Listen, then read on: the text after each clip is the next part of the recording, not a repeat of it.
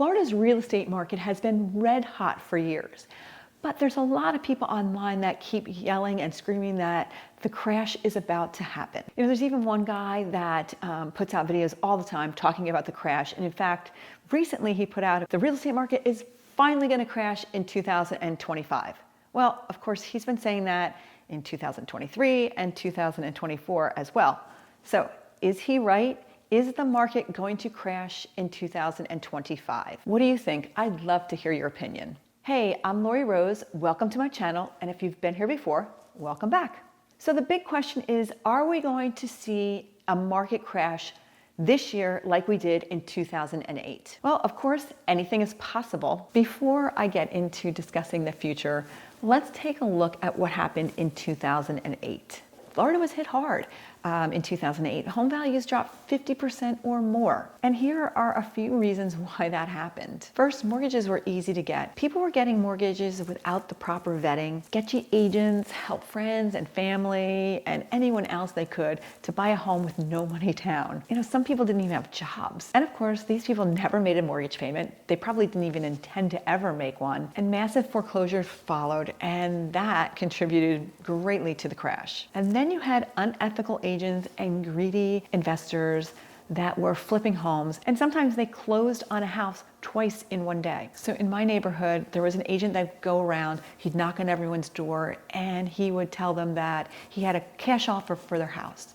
And their house wasn't even on the market. And it would be a decent offer, so they would jump at it, and he would then get a buddy of his to pose as the buyer. Then what they do is they turn around and start marketing that home to other people. And they've, at that point, increased the price dramatically, sometimes even doubling the price. And they get that home sold, and then they split the profits. And eventually they got screwed. They got caught purchasing a home at the height of the market, and they couldn't find a buyer. The agent's buddy ended up having to buy the home, which he had no interest in buying and couldn't afford. And so, of course, that ended in foreclosure. And then there was this investor in my neighborhood that came in boasting that he was going to buy 10 houses. And he did. He bought 10 houses at the height of the market. And he got foreclosed on all of them. And then there were the homeowners that saw their home values soar, and they decided to refinance. They cashed out.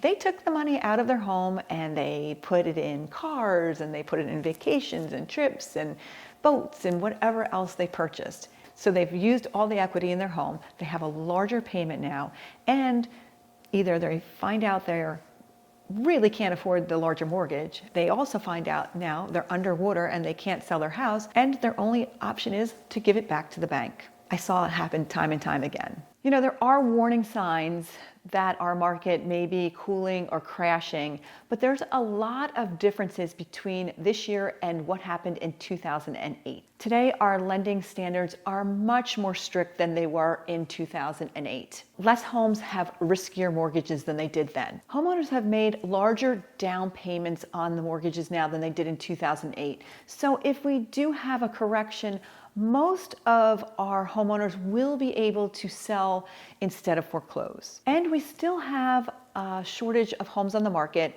and that's been keeping our prices from free falling. We would need the perfect storm of negative factors for the market to crash. And right now, the signs here in Florida is the market is cooling a bit. The red hot seller's market is over. Housing prices have plateaued.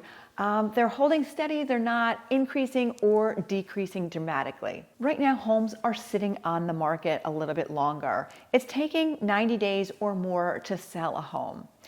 And while that may seem very long to sellers who have a short memory of homes selling between 3 and 7 days, it's really on par with what was happening prior to 2021. If you're a seller, it's something to plan on and not panic about. Sellers are realizing they need to be realistic with their listing price, and they're finding they may have to lower their price once or twice in order to attract buyers. It's been a seller's market for a long time, and sellers are used to getting what they wanted when it came to asking prices, but that's no longer the case. And another indicator that we look at when it comes to our market slowing or crashing is foreclosures. And while foreclosures are up right now, since 2021 and 22, they are not anywhere near the level they were in 2008. Another issue that's factoring into what I see as more of a cooling period in our market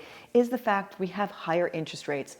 There are buyers that are sitting on the sidelines waiting to jump in when the interest rates drop. So higher rates are definitely hurting our sales right now. But if rates come down, that may cause housing prices to go higher as more buyers enter the market. That could mean bidding wars again. So do you see the market as cooling or crashing in 2025? If you look at history, it took a massive amount of foreclosures to cause the crash to the market that we had in 2008. Most mortgages right now are much more stable than they were in 2008. Most homeowners have put more money down and they've got much more to lose if they were just to walk away and foreclose. But massive foreclosures could happen if unemployment skyrockets. Even the most stable mortgage isn't going to be immune to non-payment due to a loss of a job. And higher inflation could also cause that issue. The next part of the equation when it comes to a massive market crash is our supply and demand. We've been in a seller's market for quite a while,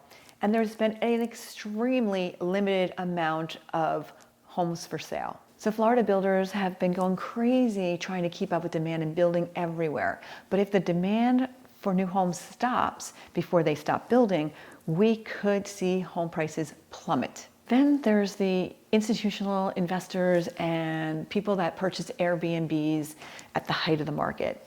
Now, if they see their properties either losing value or if the demand for rentals has decreased, you may see panic selling from them. That could cause our prices to plummet as well, especially in neighborhoods that are overrun with rentals. And of course, our interest rates could also play a significant factor in whether we are going to see a crash in 2025. We have a lot of people, as the rates went higher, that took out a variable rate mortgage versus a fixed rate. And they may be headed to a foreclosure as their rates adjust and they can't afford the higher payments. So will the housing market crash like it did in 2008? I think it's highly unlikely that it's going to be that extreme, but there are warning signs.